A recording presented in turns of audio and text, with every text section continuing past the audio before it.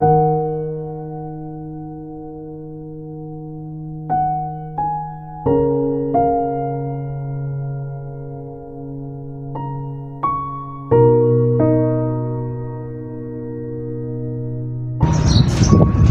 वालेकुम। सबसे पहले तो आपको रमज़ान बहुत बहुत मुबारक हो। रमज़ान का महीना एक ऐसा महीना है कि मतलब हम जितनी भी नेकियां करते हैं ना वो हमारी डबल ट्रिपल हो जाती है।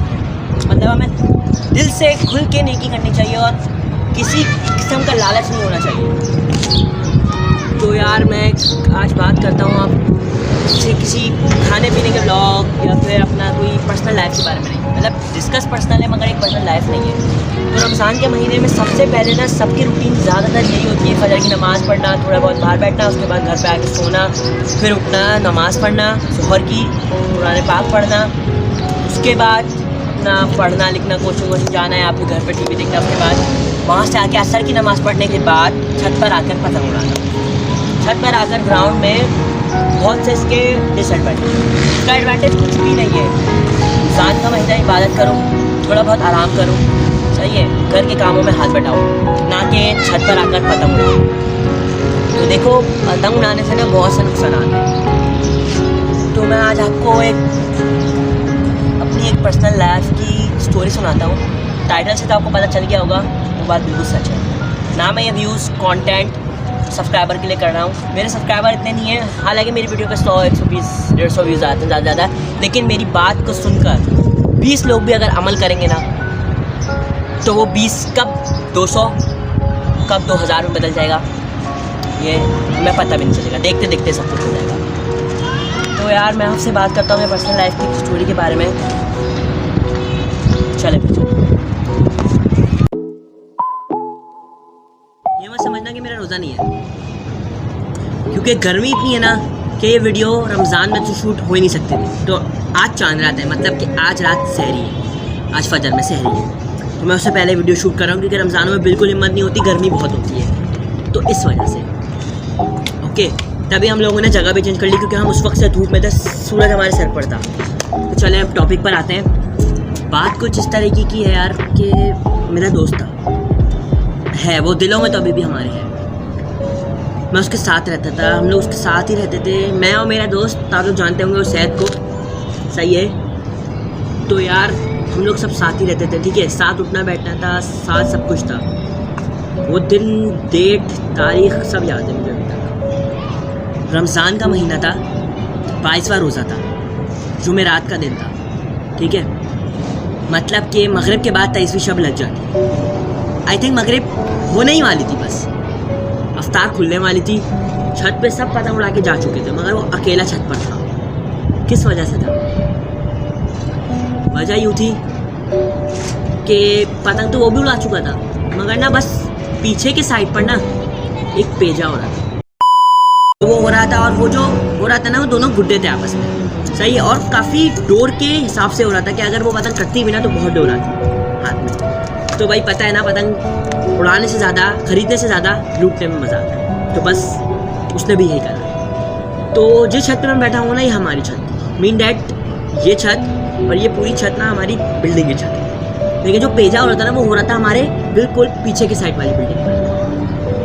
तो अब पीछे की साइड पे बिल्डिंग पे जाने के लिए ना घूमने से अच्छा एक शॉर्ट रास्ता था, कि सारी छतें ना आपस में मिली हुई है। तो एक शॉर्ट रास्ता ये था कि हमारी छत का जो एंड है ना, उसी के एंड के आगे दूसरी छत शुरू हो रही थी, मतलब इतना गैप था, अगर ये पैर नीचे जाता तो बंदा नीचे चले जाता।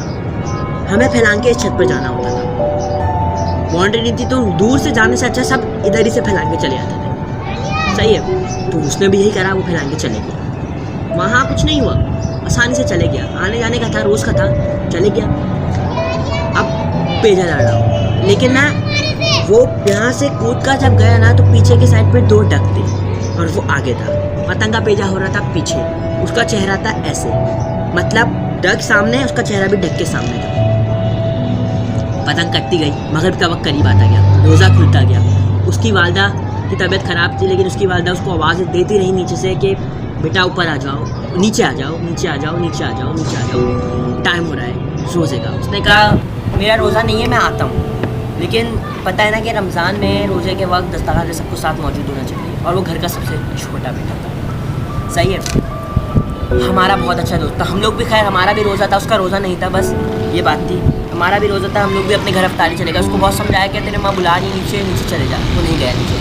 तो हमने कहा चलो यार आ जाएगा, रोज़ का था उसका, वो रोज़ नीचे आ जाता था। अफ्तार से अजान में 2 मिनट होते थे, वो नीचे आ जाता था। हमने कहा आ जाएगा नीचे। अफ्तार में कम से कम 14 मिनट थे, घरों का सन्नाटा था, छत पे सन्नाटा था, मगरिब की अजान का वेट था, दस्तरखान पे चला था। इसी तरीके से उसने यही करा कि जब वो आखिर में सिर्फ पूरे आसमान में वो 2 पतंग उड़ रही थी, जब उन 2 पतंगों का कटना हुआ, उसने ऊपर देखा, पतंग कटते हुए उसके करीब आती गई और उसने उसकी डोर हाथ पे पकड़ी। मगर जैसी ही पकड़ी ना, तो उसको एहसास नहीं हुआ कि नीचे एक डक है, और वो उस डक में जा गिरा। और वो डक मतलब 4 मंजिल की बिल्डिंग और एक छत, तो 5 मंजिल, 5th फ्लोर से वो गिरा। यकीन नहीं करोगे, वो गिरा, और वो डक में गिरा। वो डक ना सैविज लाइन थी, निकाला में कैसे गया, मतलब बहुत दर्दनाक थी कि यार जब उसको निकाला ना, तो मतलब वो पूरा डक बंद था। उस डक को तोड़ा गया, फिर उसको उससे निकाला गया, क्योंकि वहाँ कोई दरवाज़ा भी नहीं था, कोई रास्ता भी नहीं था वहाँ से निकलने का। घर को तोड़ना ही था। तो लोगों ने, कोई मजदूर भी नहीं था, कुछ भी नहीं था, बस रोज़े की हालत में लोगों ने उस डक को तोड़ा। लोगों ने बहुत साथ दिया। यहाँ पर बहुत बॉन्ड है एक यहाँ पर एक क्वालिटी है कि हर कोई एक दूसरे की मदद करता है। तो उस घर को तोड़ा गया और उसको निकाला गया। और यार फिर वो मतलब जब वो गिरा ना, तो उसके पतंग उसके हाथ में थी और उसके पूरे बॉडी पर एक इंजरी का निशान तक नहीं था, एक खरोंच भी नहीं थी। यकीन नहीं करोगे, कुछ भी नहीं था। मतलब कि वो जैसे गिरा ना, खौफ से ही उसके आई थिंक रास्ते में ही, मतलब जितना लंबा वे था ना, उसी में उसकी हार्ट फेल हो चुका था। सही। तो मतलब वो हमारे साथ था, मतलब मुझसे वो आई थिंक 2 to 3 years छोटा था, लेकिन बहुत अच्छा दोस्त था, हम लोग साथ ही रहते थे। देखो पतंग से ये होता है, बहुत से सुनने में ये आता है कि पतंग उड़ाते हैं किसी का गला कट गया मांझे से, क्योंकि मांझा एक कांच के पाउडर से बनता है। सही है, बहुत तेज़ होता है। सही बात है, उससे किसी का गला कट जाता है, तो कभी किसी की मौत हो जाती है, कोई छत पे गिर जाता है। लेकिन हम लोग भी कब से हमने भी ये बातें सुनी ही है, कभी ये देखी नहीं है। मगर जब वो हमारे साथ का मामला था ना, हमारे मतलब बहुत करीब था दिल के, उसके बाद से मैंने पतंग उड़ाना ही छोड़ दी। मेरे पास उसकी एक याद है, उसके साथ ली थी, उसी के साथ की याद है। उसके बाद से मैंने उसको इस्तेमाल नहीं करा। वो याद क्या है, मैं आपको अपने पास दिखाता हूँ। वो एक चरखी है। इस चरखी की हालत इस तरीके से हो गई है, देख सकते हैं, क्योंकि उसके इंतकाल को 3 साल हो चुके हैं। ये 3 साल पुरानी बात है जो मैं आपसे आज शेयर कर रहा हूँ। जैसे आपको मुलाकात के लिए बुलाया है, वो सैद है। सही है। और यार सीरियस बात है, आज भी जब बात कर रहे होते हैं हम लोग, कभी भी खाली वीडियो के लिए नहीं, जब ऐसी हम लोग बात करते हैं, कहीं ना कहीं से जिक्र निकलता है, तो समझ मतलब रोना आता है, बहुत याद आती है उसकी। और अभी भी ना मैं वीडियो बताते वक्त ना इतना मतलब कि सैड हो रहा हूँ ना, सैड फील कर रहा हूँ। हर दफ़ा हम लोग इमोशनल हो जाते हैं जब भी बात कर रहे होते हैं। मैं इतना रो रहा था ना, इतना रो रहा था, बताओ। मैंने खजूर तक, मतलब खजूर भी मेरे ज़बरदस्ती मुँह में डाली गई कि रोज़ा मुकर हो जाएगा। एक लड़का खड़ा हुआ था, सही है, उसने मुझे मुझको देखते ही बोला, यार यहाँ से एक लड़का गिरा है। मैं बोला कौन गिरा? मैंने फिर एक और दोस्त मेरा आया, उसने बोला ताबिज़ गिरा। अगर आप लोग मेरी शक्ल देखते ना, उस वक्त मेरे बिल्कुल होंठ सफ़ेद हो चुके थे। मैं नीचे भागा, क्योंकि बच्चे थे हम लोग, 3 साल पहले, कोई मेच्योर नहीं थे इतने। तो यार इसी तरीके ना, तो मतलब शायद को नहीं पता था कि हमारा दोस्त गिर गया। मतलब ये अपने घर पर था, हम सब लावे करके चले गए। मैंने कहा था ना कि मतलब सन्नाटा हो गया था फ्लैट में, सब चले गए थे। तो इसको नहीं पता था कि हमारा दोस्त गिरा है। बस ये तो नॉर्मली रोज़ा खोलकर ऊपर आया, इसको पता चला। फिर ये नमाज़ पढ़ने गया तो पता चला कि फिर खबर आई कि उसका इंतकाल हो चुका, क्योंकि उसको हॉस्पिटल लेके जा चुका था। मतलब उसके अंदर से जान खत्म हो गई थी, लेकिन फिर भी अपनी तसल्ली के लिए उसके घर वाले उसको हॉस्पिटल लेके गए।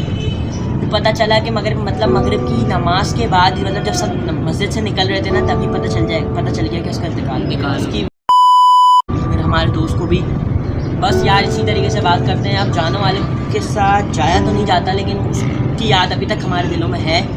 और आप लोगों तक भी यही बात पहुंचाना चाहूँगा और चाहेंगे हम लोग कि यार अपने घर वालों को इस तरह से अकेला छोड़ के मत जाओ। बस अब हमें इजाज़त दिए, मिलते हैं अगली मुलाकात में। और हाँ, जैसे कि मैंने आप लोगों से वादा करा था कि रमज़ान की सीरीज़ ज़रूर आएगी, तो ये रमज़ान की सीरीज़ की पहली भी मतलब एपिसोड थी।